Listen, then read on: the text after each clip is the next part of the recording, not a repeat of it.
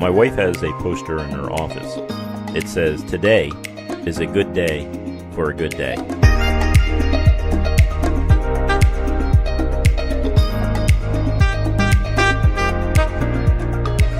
Hi, this is Jim Gibson with Jim Gibson Business Sense Podcast. Thank you for joining me today. Today is a good day for a good day in business. I've not seen the business climate so positive in my entire life as it is today on this recording on February 2019. And what I'm going to be talking about today is I'm going to talk about how I started a small business. And if you're thinking about starting a small business, then you can maybe glean some good information from my experience. But I'm going to assist you in this area. I'm going to help you. I'm going to give you some advice. I'm going to show you what I did and what worked for me and what did not work for me. Now, the first thing to let you know is I'm an owner of Nova Voice and Data Systems, and I've been in business for 29 years now. I also own cablesupply.com, and if you go on my YouTube account at Cable Supply, you can see a lot of my videos and you can see my face and hear me explain IT stuff. Now, if you're not in IT, that's okay, because a lot of the things I'm going to talk about today is not technical. I'm going to be talking about how to start a small business, what you need to do, the philosophy you need, and the practice of starting a business. Now, I have a master's degree in business administration, and no one ever taught me this. And all the courses I've taken on business, all the discussions I've had with professors, and all the books I've read, I've not seen anything that talks about how to start a small business. Now, in the last podcast, I talked about the E-Myth, and that is a fantastic book, and you should read that. If you're interested in going business, start to do some research. The E-Myth is one, and there's a lot of good business books out there that I'll be discussing during future podcasts that are really teach you a lot. And I have said in the past to people, I said, the best way to start a business is with no money, because that's the way you're going to learn how to do things without money, and that's going to force you to think through things. It's going to force you to have a plan. It's going to force you to treat customers with respect, a value that they are. I heard one person said it's not the employees who count the cash that matter. It's the customers who give you the cash that matters. And it's not how much you make, it's how much you get to keep. That's another great quote that I've heard. So I've learned a lot over the years. I've done a lot over the years. And we're going to talk about some of my successes and some of my failures. And hopefully you can learn from them, and maybe you can use my way of starting a business as a model. But I determined pretty much early on that I could not spend any money in my business. I have a family. I have mortgage, and I have car payments and credit card payments and just life. And I had a really good job, Burlington Air Express. I was a senior communications analyst there. I was making okay money. It wasn't great, but it was okay money. It was enough to meet all my needs, plus it was health insurance. But I did want to go in business, and it's not because somehow some people say, well, I want to go in business because I don't want a boss. Well, if you go in business for yourself, you got a lot of bosses, and they're called customers, and you better treat them right or they'll fire you. And rightfully so if you don't do exactly what you said you're going to do, and if you don't, have the success that you promised them. And if you don't price things right, you're going to go out of business also.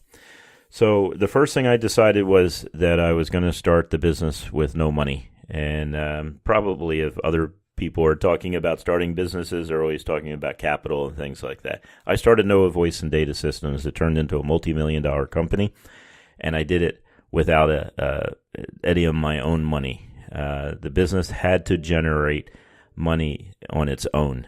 And so I started out, I did not have tools besides, I had screwdrivers and wire cutters and things like that, but I didn't have what they call in the IT industry a butt set, which was a test set for voice circuits. And back in the 80s, that's how you had to put in a phone system. You needed a butt set.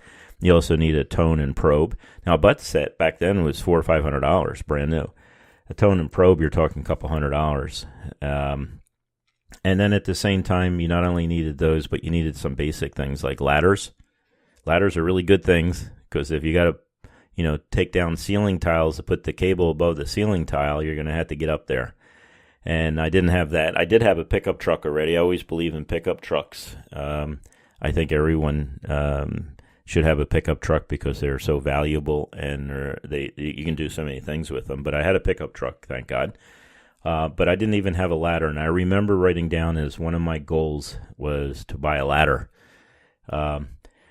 At any rate, I ran into a dentist who found out that I was doing work on the side, as they would say, even though I reported all my taxes and everything else properly. I got a job with him to put in one jack, and I was going to charge him $55. The only problem is I didn't have any wire, I did not have a jack, I did not have a ladder. So what happened is I had a friend that worked in the industry, and he gave me the parts that I needed to start with. And once I had $55, I paid him back what I borrowed from him. And at the same time, I went and went on different areas to find out if I could get a butt set. And I forget where I got it from, but I got a used butt set. So now I'm one step ahead. And I started getting 1 or 2 jobs a month, very slow at the beginning. Then at that point, I could get a ladder. Then I could get cable. And I remember having 1 box of cable.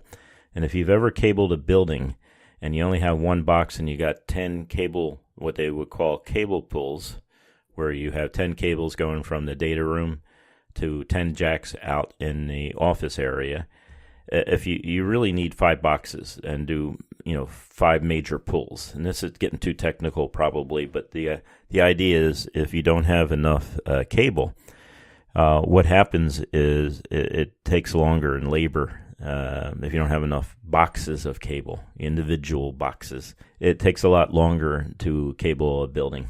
So I would keep very close tabs on how much cable I had left and make sure that I ordered another box of cable in time to do the next job. And finally, I would get enough money where I could actually afford to have more than 1 box of cable at a time.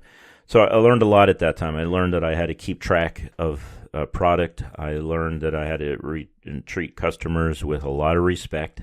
Maybe deep down inside I was thinking, wow, this customer's demanding too much.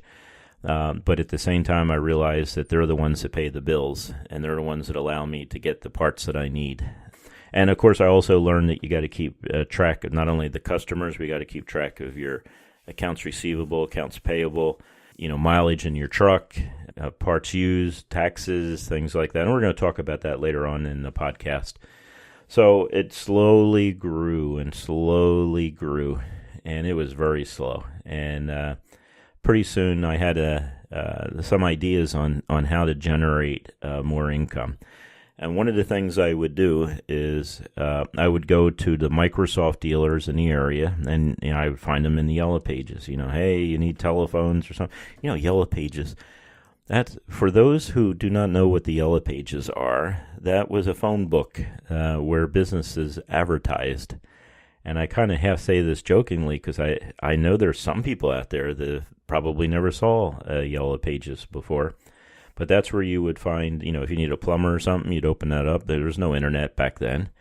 So what I would do is I would go to the Yellow Pages and I'd look up, computer companies, and I would find a local computer company that, let's say, had, a Microsoft dealer. And I would go and visit that computer company. It had little business cards. They weren't very expensive. And I had on there that I would do cabling. And so when I went there, I'd go in and I would talk to hopefully the owner, and I would say, do you do your own cabling? And they would say, oh, no, we don't do that. We let the customer take care of the cabling themselves. And I said, well, how about if I do this? How about if I do your cabling for you? And I give you a fixed price.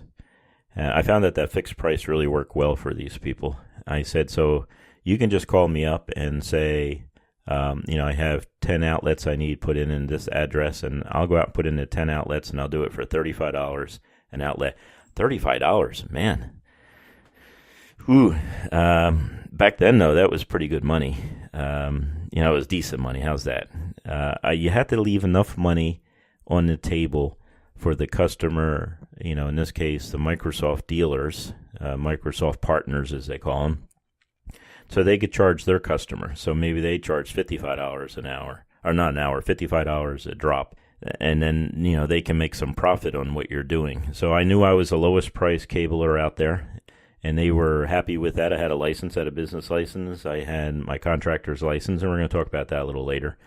But at any rate, I had a steady stream of jobs, pretty much a steady stream. So I had 4 or 5 Microsoft dealers that would call me up to do cabling for them, and they'd give me the address, how many drops. I would do the drops, and I would invoice them for it, and they would have 30 days to pay me.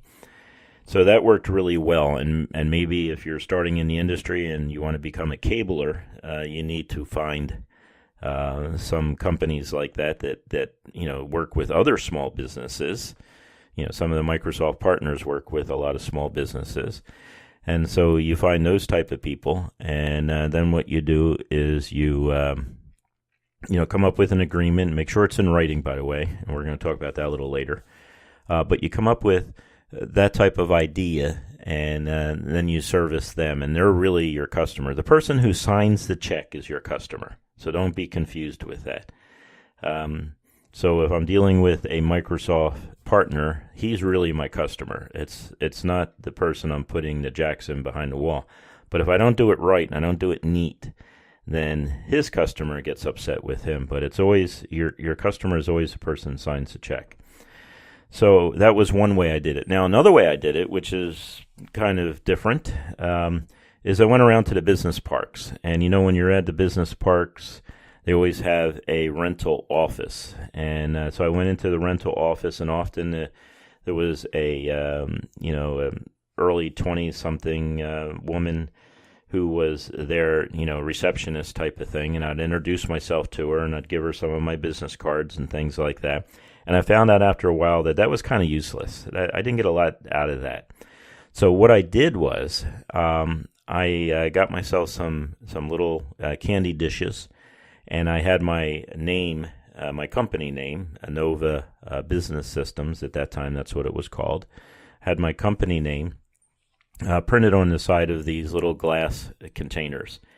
And my phone number was there. And I had an 800 number back then. And the 800 numbers were very inexpensive. They cost you money, but, if you have a customer calling you on the 800 number, then it was very inexpensive. And so, and because, customer's going to pay you for a job, so that makes it worthwhile. So anyway, make a long story short, I'd fill it up with Jelly Bellies. On the bottom of the candy dish, I'd put a little sticker underneath there, and it would say, for free refills, call this number. And so, of course, the receptionist, who I think would probably eat more Jelly Bellies than anyone else, would call me up and tell me that it was time to refill their candy dish.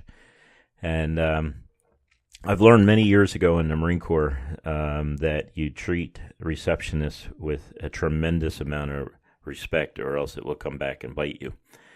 I had a situation, quickly I'll just say this, that I had to deal with a civilian secretary to a colonel. And I treated her rudely when I was a second lieutenant, and I paid dearly because of that. And eventually I went to her and apologized for my rude behavior, and then my life became easier. But I learned the lesson that to treat people with respect, no matter who it is. Even if you disagree with them, you treat them with respect, and especially receptionists. And in this case, these receptionists at these business parks would call me up and tell me there was a new tenant coming in, that the tenant was taking over a new building and needed cabling or needed a phone system. And so I would go to that area or go to that person, contact them, and I would introduce myself. And that person would, hire me to do the work, put in 10 jacks. Now, I didn't charge $35 to that person because that was the end user. I would charge $50 per jack, which was very comfortable back then. And I'd get a lot of jobs that way. And I'd always make sure that whenever I got a referral, even if it didn't work out, always rewarded the receptionist with something, some chocolates or something that they would like. And I made sure that I showed up about once a week, and I always had an excuse. I said, hey, is your candy jar empty? Or, oh, no, it's not, but let me fill it up completely, get it up to the top. And then I would chit-chat with them, and I would ask them about their family and about their kids, things like that. And that really worked really well for me. So over the time period of using those two techniques, dealing with Microsoft partners who needed someone to come in and do the cabling because they did not do cabling, and then also working with the receptionists in the business parks in my area, it worked really well, especially with the receptionists when you knew their names. You had to remember their names, treat them with respect, and also, just develop that relationship so they trust you. And then once you reward them, of course, they want to give you more business because, hey, everyone likes a reward, and if they get something extra at work, fantastic, So those things worked for me fairly well back then at the beginning. But I remember, here I am. I got health insurance. I got, dental. I got a steady income, and yet I'm still working nights. And sometimes it's going to be a hard time, especially at that point. Yeah, actually, any time, it's going to sometimes demand a lot of your effort and a lot of your energies. And what I would do is I'd go to work extra early. I had an agreement with my boss I could start extra early, 6 o'clock, 7 o'clock in the morning. Of course, I was on the West Coast, but a lot of our company was on the East Coast, or hours earlier than I would, so there was good justifications to show up at 6 in the morning and to communicate with our employees who were working on the East Coast. So I'd show up at 6 o'clock in the morning, and then I'd put in my 8 or 10 hours, and then I would cable at night. And sometimes cabling at night meant, I'd be starting at 5 o'clock at night, and in a handful of cases, more than a handful of cases, I'd work all night, get a shower, go back to work. That would happen often. And it was usually by myself. So sometimes I'd be in a complete warehouse that that someone bought or rented, and they had not moved in it or things like that, and it was completely empty. And I would be in this large building all by myself at 3 o'clock in the morning, in a gang-infested area of L.A. But at the same time, I had a pretty good income from doing that. So what I would do is, like during lunch, I would spend time calling up those Microsoft partners or going out to meet the secretaries in the business parks and see if I could dig up some work for the next day or the next week or whatever. Always keep the relationship going with both groups of individuals. And then at 5 o'clock, I would start to work in a building cabling. Now, that's really a good time to start anyway, because you don't want, if you can do it at that time, if they'll let you do it at that time, it's best to do it at night because you don't have employees walking under your ladder, don't have employees tripping over cables, things like that, and you can get a lot done. And it's less stressful to do it when the business is closed than it is to do it while they have customers, things like that. So that was one of the things I did, but the work was inconsistent. So it wasn't that every week I could guarantee that I had money. The only guaranteed money I knew was a salary coming from Burlington Air Express. So what I decided I was going to do was I was going to start to chart it out. I was very confused. How do I do these things? How do I chart this stuff out? How do I figure out when to go full-time? Because I'm working some nights like crazy, and then I'd work 2 or 3 days, or 2 or 3 days would go by and there would be no work for me to do. So I started charting, and I charted each day how much work I did, and then I added up at the end of the week. And one week would be fantastic, next week would be completely dead. It's unpredictable. And so I said, well, what happened? I thought to myself, what happens if I look at it by the month? And the months were unpredictable. And by this time, I've been doing this for a year and a half. And 1 month it'd be very profitable. The next month it would be almost dead, nothing. And so I decided, well, how about if I do it by the quarter? If I took 3 months at a time, January to March, April to June, things like that, every 3 months. And what I noticed, there was a pattern, and the pattern was of growth, pretty good growth too. So I I could do a chart in Excel, a bar chart, and for the last year and a half, and I could put a ruler across the top of the bars, and I could project that if things stayed like it was each quarter, that at a certain time I could go into business full-time for myself. So up to then it was part-time. And once I could chart out and I could see, within 6 months I'll be full-time in my business, or I'll have the ability, or I'd have to start turning down some work. So I knew exactly then when I was going to go into business. And it was kind of hard to tell your boss, hey, here's my notice. I think I gave Burlington about a month's notice. And I also told them that, after I left, if there was something there that was confusing, I'd be more than happy to talk to people on the phone or come back and explain what I was doing so they could have a good turnover. It's always good leaving a business that way. Just don't leave and, adios, you're not paying me anymore, tough luck, so bad. That doesn't work very well. It's going to come back to bite you. But if it's been a good company and they treated you well and your checks have cleared in the bank, then, you're no longer there and all. We'll treat those people with respect also. And if a 10-minute conversation or visiting for a half hour can help them out in progress in what the projects that you used to work on, well, then, do it happily with a smile on your face, because those things will go far. And it did for me, because my boss's boss left Burlington and went on to another company called AmeriQuest Mortgage. And AmeriQuest Mortgage was growing in leaps and bounds. And you know who he called? He called me. He called me to help him with his voice projects. He gave me a lot of work, and I'm always grateful to that boss of mine. And I worked for years. I put in over 800 locations for AmeriQuest Mortgage all over the country. So it was very profitable, but it was also, I believe, that I treated him with respect. At the same time, after I left, I took phone calls and I helped my predecessor in taking over my old job.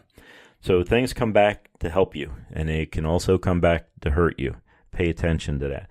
Now, some of the principles I learned in this process that turned into Noah Voice and Data was I learned about, first of all, treating people with respect, especially customers. Customers are the ones that are going to pay your bills.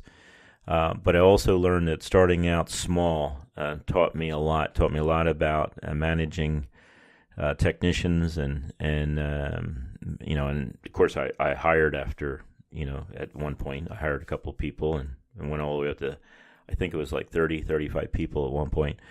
But what I learned is that when you start small, it's easier to manage mistakes, and it's just a better way to do it, in my opinion. If I had to start all over again, that's how I would start. I would start with no money and build from no money. Now, if, hey, you don't have to start exactly at the bottom. If you got a couple $100 or a couple thousand, okay, that's fine. But I think you have an advantage by starting there because your mistakes are small, and you learn from them, and you keep on going on, and then you're not going to have the problems. So that's one thing I learned. Now, the second thing I learned is I did all my research. So I knew what type of requirements from the government that were necessary. So I learned that I needed a business license. I learned I needed a contractor's license. I learned that I needed approval from the state of the pickup sales tax. I also learned that I needed a EIN number, and that's a federal identification number. I don't know why they call it employer's identification number, I'm sure. And you can get that fairly quick. You got to have one of those. It's very easy to get. It's the Social Security number for your business. And when you run a business, if it's not a proprietorship, a single owner business company type of thing, you're going to have that. Now, I just want to remind you that I am not a lawyer. And your situation might be different, and maybe the situation has changed over the years. So you really need to do your own research, and you really need to find out what's legal and what's not legal. But you're going to need all these things, and you're going to need to set them up. And so that's one of the things that I've learned, and I had that all in place before I even started. And again, I started out as a business, not as a corporation. Later, I incorporated. And so when we start talking on the next podcast, we're going to talk about incorporating. We're going to talk about how to incorporate. We're going to talk about some other things that you're going to need when you're a small business and you're just starting out. Well, just want to thank you for your time. And just remember that phrase we said at the beginning. It's a great day for a great day. And now's a great time to start a business. Thank you.